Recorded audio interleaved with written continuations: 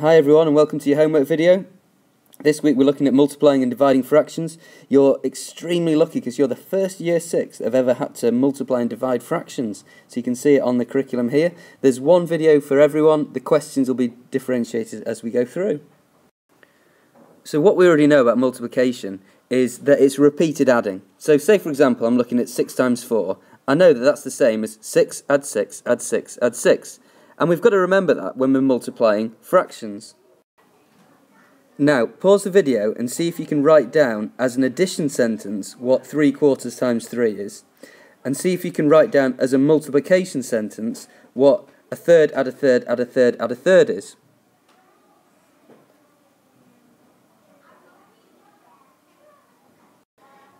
So 3/4 times 3 is 3/4 add 3/4 add 3/4. And a third add a third add a third add a third is a third times 4. Now let's have a look at the question 3/4 times 5. I've drawn it here so you can see what 3/4 looks like really clearly, times by 5. If you've got a really good understanding of fractions, you'll realise here that when I'm calculating, I'm working out how many of those quarters I'll have when they're multiplied by 5. So there's 3/4 there, I'm timesing them by 5. How many quarters will I end up with? Now, of course, that'll leave me with 15 quarters. 3/4 times 5 will be 15 quarters. How big's 15 quarters? Well, I know I can write 15 quarters like this as an improper fraction, and I've got to know how many whole ones is that, and is there anything left over? I know that every 4 quarters is 1, 12 quarters must be 3 wholes, and that leaves 3 quarters remaining. So that would be 3 and 3/4. Now, have a go at one of these 3 questions. The getting secure question is a third times 5, aiming higher 2/3 times 5, and shooting for the stars 5/7 times 8. Pause the video, choose one of them, and have a go.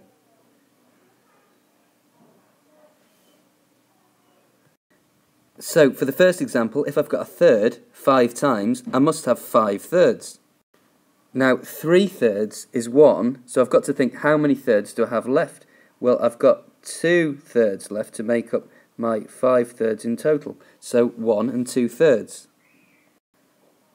For the second example, again I'm dealing in thirds, but this time it's 2/3 times 5. So 2/3 5 times must be a total of 10/3. How many wholes is that? Well, of course, that's 3 wholes, because 9/3 is 3, and that leaves a remainder of 1/3.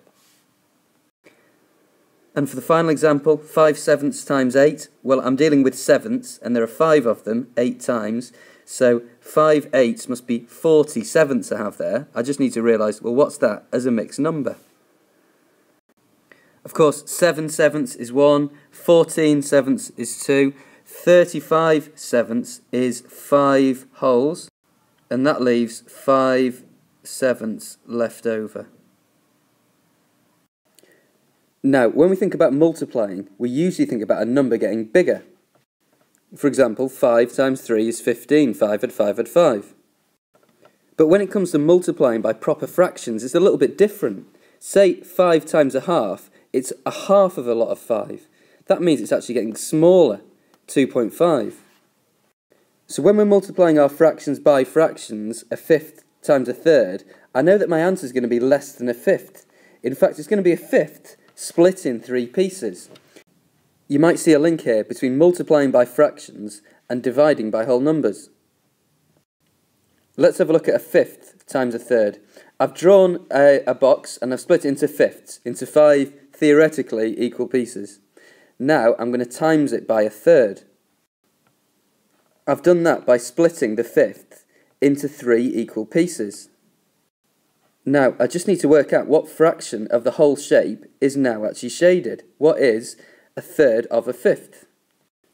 Well, if I split the whole shape into equal pieces, I would have 15 pieces. So I actually know I've got 1/15, a fifth times a third.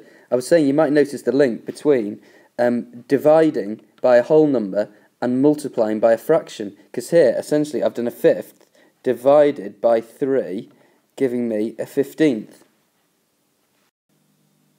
Again, try and answer one of these questions.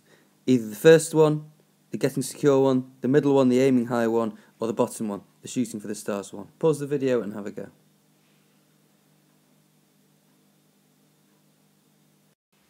For the first example there, I've shown you what a quarter looks like.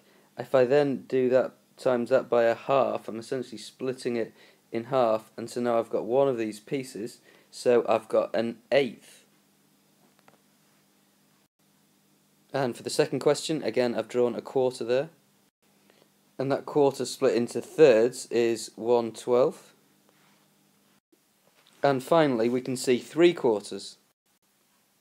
If I just take a quarter of that 3/4, then I've got 3/16. And I'm sure that you've noticed what's happened with the denominators of the parts that have been multiplied and the resulting answers. So let's turn our attention to division. What do we know about division? Well, when I'm doing 30 divided by 8, I'm saying how many 8s are there in 30? And of course, 8 3s are 24, so there are 3 8s, and then the remainder in that case would be 6. So of course we know that that would be 3 and 6 8s, which of course cancels down to 3/4. Now, if I'm doing a question like a half divided by an eighth, that is actually easier in a sense, because I'm saying how many 8s in a half? And of course the answer would be 4. Whereas when I'm dividing by a whole number, that strategy doesn't work as clearly. How many 4s in a third?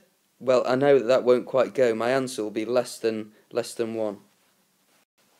To help us understand that one, I've drawn a third, and of course, again, I would need to split that then into 4 pieces.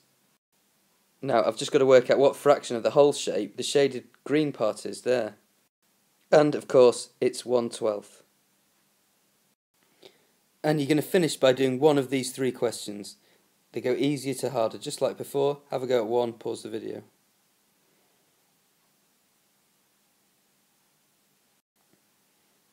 Okay, so when I split a fifth into 2 pieces, 2 equal pieces, there'll be 2 pieces of a tenth, and know that a tenth plus a tenth makes a fifth. On the second example, I'm splitting a sixth into 3 pieces, so that will be 6 divided by 3, which will be an 18th.